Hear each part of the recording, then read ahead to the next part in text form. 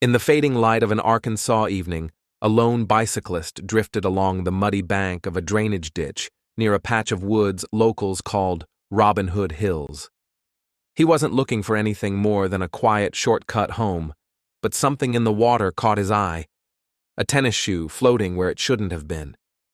He stepped closer, thinking a kid might have dropped it earlier in the day, but the moment he touched it, the shoe felt heavy, as if something were dragging it down. He pulled it toward him and felt a wave of dread roll through his chest. It was still laced, still tied, and clinging to a small foot beneath the surface. Police arrived fast, pushing through the brush as flashlights stabbed at the dark water.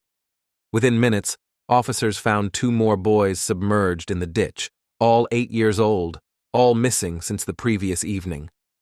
Their bodies were stripped and bound with their own shoelaces, abandoned in shallow water only a few inches deep. The scene felt unreal, even to seasoned detectives. The forest was quiet. No obvious trail, no blood, no clear signs of who had brought the boys here. Their bicycles lay piled in a different spot, almost staged.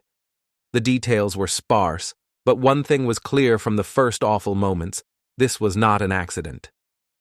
As investigators fanned out through West Memphis, panic rippled through the community. 3 children, Stevie Branch, Michael Moore, and Christopher Byers, had been found murdered with injuries that hinted at something ritualistic. Within hours, rumors of cults, rituals, and satanic groups swarmed the town.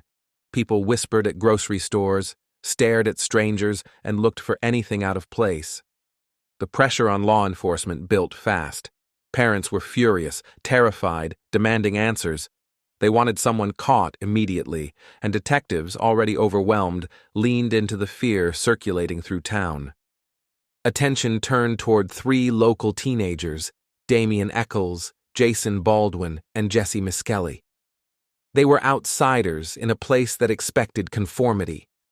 Damien wore black, read Stephen King, copied song lyrics into notebooks, and talked openly about Wicca. Jason was quiet, a skater kid who kept to himself. Jessie, 17 but with an intellectual disability, lived on the margins and struggled to keep up in conversations. None of them had criminal histories that connected them to violence, but their interests made them targets in a town consumed by panic. Detectives brought Jessie in first. After hours alone in an interrogation room, he eventually gave a confession claiming he, Damien, and Jason had attacked the boys in the woods. But the tape revealed huge problems. Jessie got the time of the attack wrong. He said the boys were tied with rope, though they'd been bound with shoelaces. He described injuries that never happened. He even placed the crime in broad daylight, when multiple witnesses saw the victims elsewhere. Still, investigators clung to the parts that fit their theory and ignored the rest. Once that confession existed, the case moved at full speed. Prosecutors treated it as solid evidence, even though Jessie recanted almost immediately, saying he was scared, exhausted, and confused. Witnesses began appearing with claims that Damien had bragged about killing the boys, or that Jason owned a knife similar to one that might match wounds found on the victims. Many of these statements later fell apart. Witnesses admitted they were coached, mistaken, or pressured. One man even received a reward for information that was later proven impossible. But in 1993, West Memphis was desperate for closure, and anything that confirmed the satanic panic narrative gained traction. The trials split Jessie from Damien and Jason. Prosecutors leaned heavily on symbolism, drawings, black clothing, and the teens' music preferences.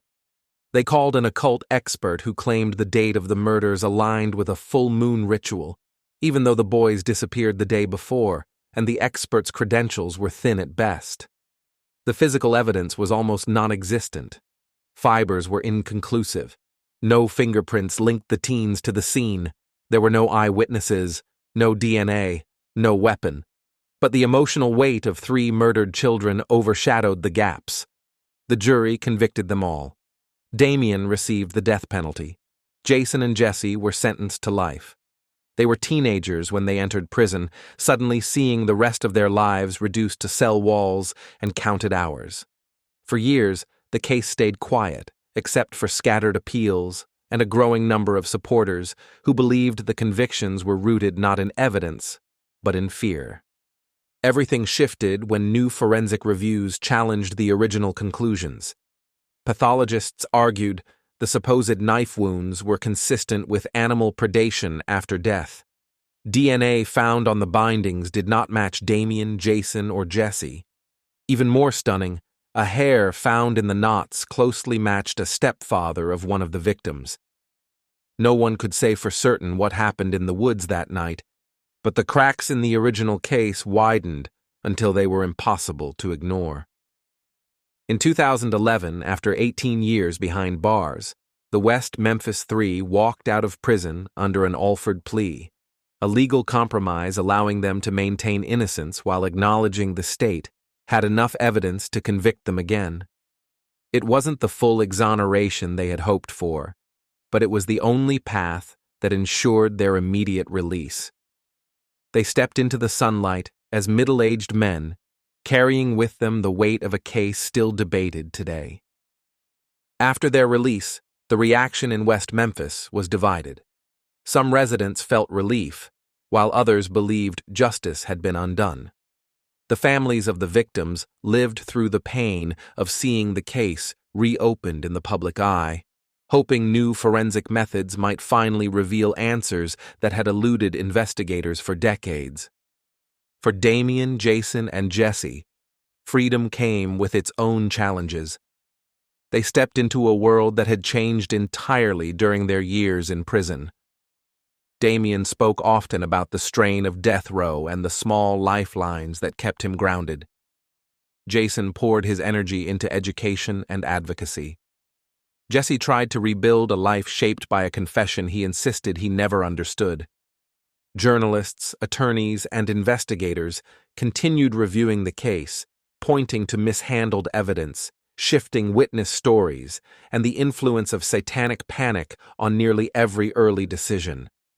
DNA results excluded the three teens, but offered no clear new suspect, leaving the crime suspended between doubt and unresolved grief. The questions surrounding the investigation continue to spark debate. Former officers defend their choices, while critics argue that early assumptions narrowed the investigation too quickly. Each year, new readers and viewers discover the case, adding fresh voices to a conversation that has never fully settled. Today, the murders of Stevie Branch, Michael Moore, and Christopher Byers remain officially unsolved. Supporters push for expanded DNA testing, while the state maintains the original convictions under the Alford plea. The families of the boys still wait for certainty, and the West Memphis Three live with the complicated reality of being free, yet never fully cleared. Thank you for listening to Homicide Files. Subscribe for more true crime stories.